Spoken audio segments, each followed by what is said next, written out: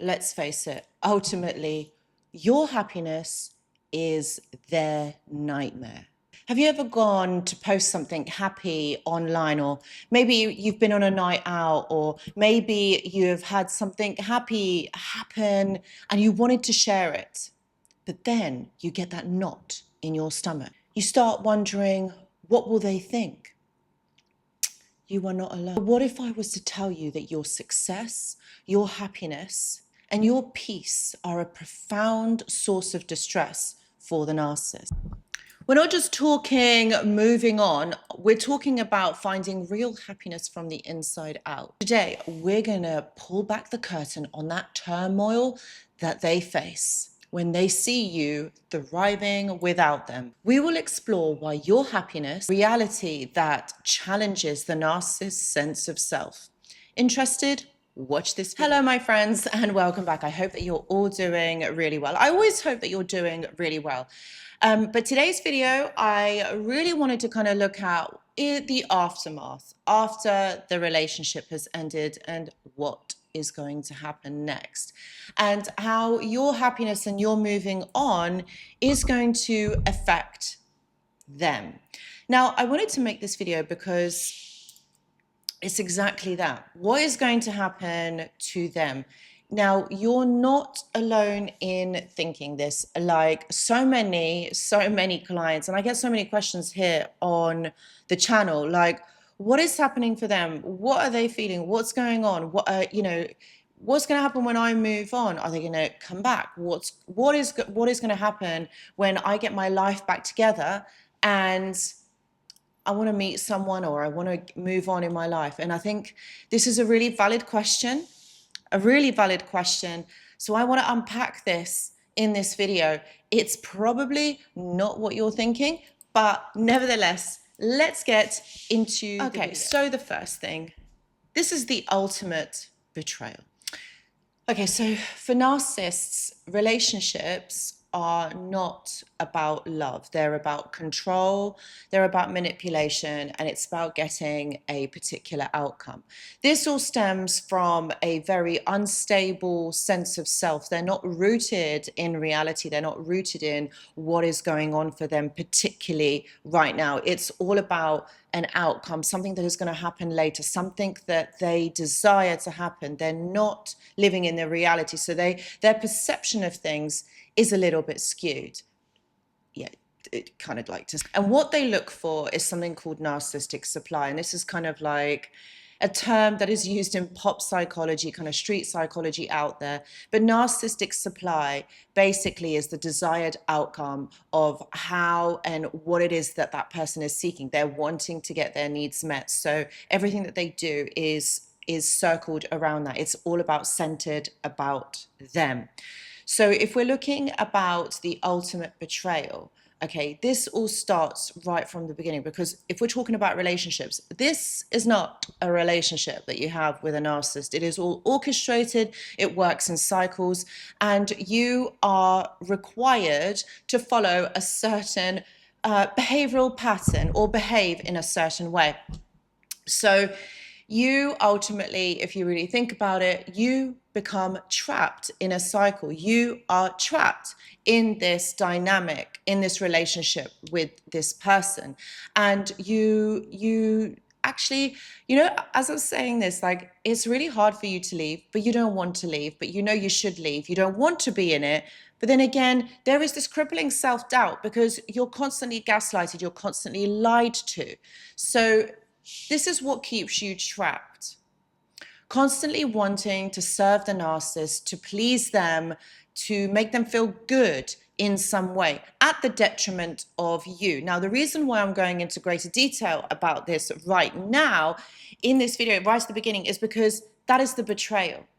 Okay, the betrayal is you not staying stuck in the trap. The fact is that you see things. You see, narcissists, I've always said this, like, they feel that they can bend your will or control your will. They think that they can crack you, meaning that they can override your sense of self and your free will. That's what they ultimately want. And they think that they can do that. They never bank on the fact that you will see through this, that you will see this as something that is not okay. Like, you see through the manipulation. And that is the issue for the narcissist. They work so hard on keeping you stuck, never being able to see beyond a certain point. But the thing is, you do, because everybody has a threshold and every survivor reaches that. As painful as it is, you reach it at some point. And the thing is, it is painful, it is really hard, but you reach it. And the narcissist prevents you at all costs from reaching that threshold. So the ultimate betrayal in this whole interaction is you seeing through the illusion, seeing through the fog, seeing through the something that doesn't actually exist. So really what happens for them is the collapse of their self-made life, the illusion, and it's the collapse that is the most fundamental aspect here. Is the fact, the reason why they collapse is because what they realize is they can no longer control. They thought they had you in the bag. They thought that you were never going to leave because they thought that they were good enough. This is the entitlement. This is the way that they think. And can you see that this is all fantasy? None of it is real. What did they expect? That you were never going to leave, that you were never going to see through this. But the fact is, my friends, you do reach that threshold. So that is when that collapse happens, when the realization. And what happens is the narcissist has built this world, this fantasy world around them. And what they tend to do is they bring you in it. They want you to stay stuck in it because you're one of the main characters. Doesn't matter what they're doing, whether they're with you or not. You are part of the character in that story, in that movie. But when that movie collapses, and it's not on their time, or they were not expecting it, then this becomes an issue because they don't know what the next thing is going to be. So this makes them very unstable.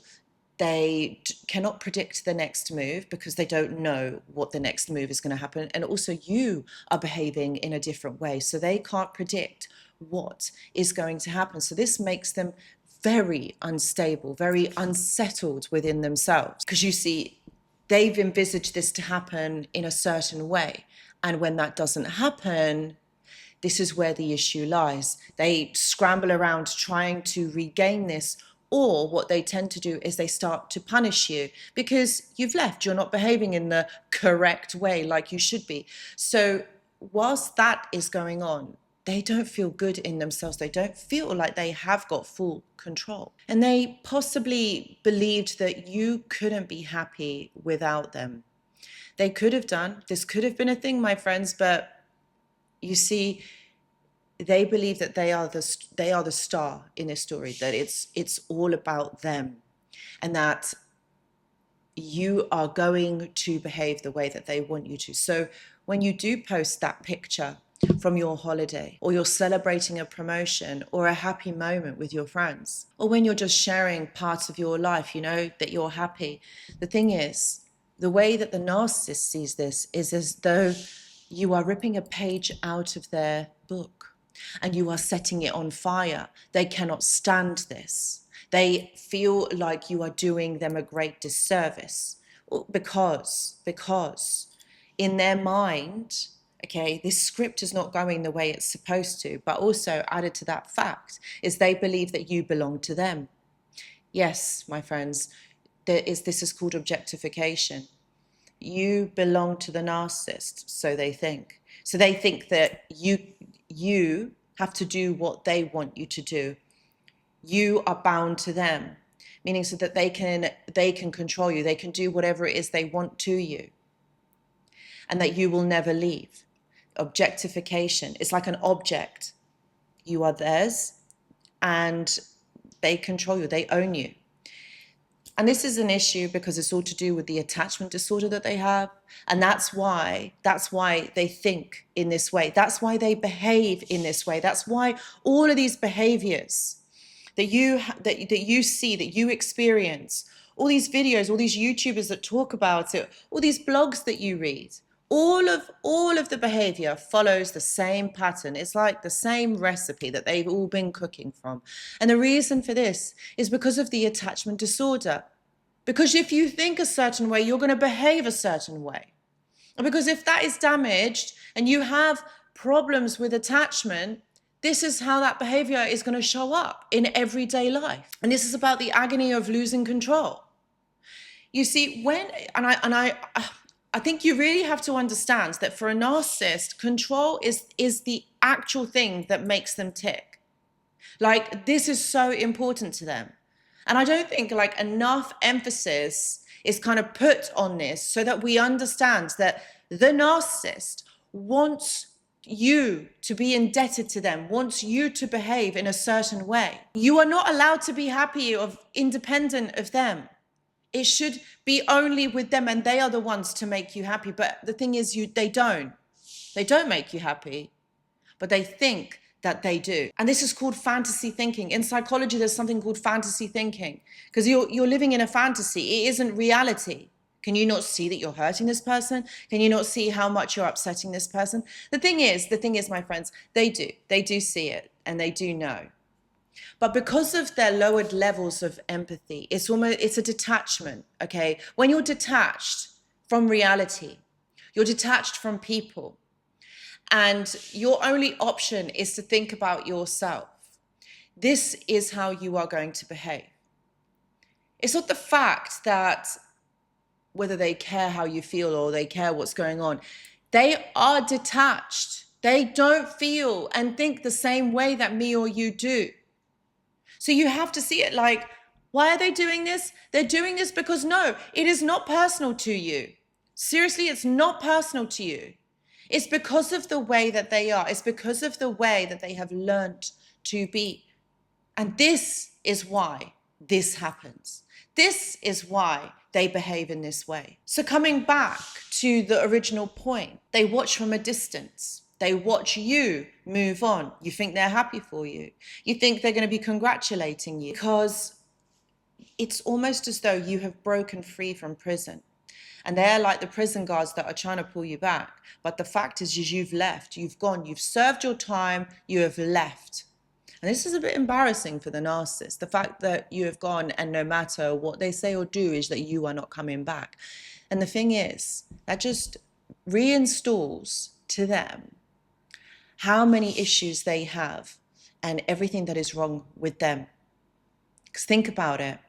Why else would you leave? You would have stayed if you're happy. You would have stayed because you wanted to. You would have stayed because you were controlled to. How can you call it a relationship when you are manipulated and orchestrated to stay with someone, even if you don't want to? You are led to believe all the lies, and then you are expected to stay. They know. But they think that you won't leave because they feel like, well, you love them, so now this is how it's going to be. This is a skewed way of thinking, the fantasy thinking.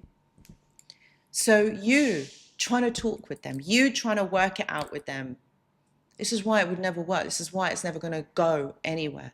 It's because they think in a certain way. And all of this is all damaged, it's all dysfunctional. You cannot change it. You cannot love them harder and expect them to change. This will not happen. My friends, if any of this is hitting home and you are seeing your healing journey in a new light, take a moment to subscribe, my friends. The community is about understanding and recovering from narcissistic abuse, from toxic relationships, from toxic family dynamics. And every single one of us makes it stronger. Hit that subscribe button. Thank you.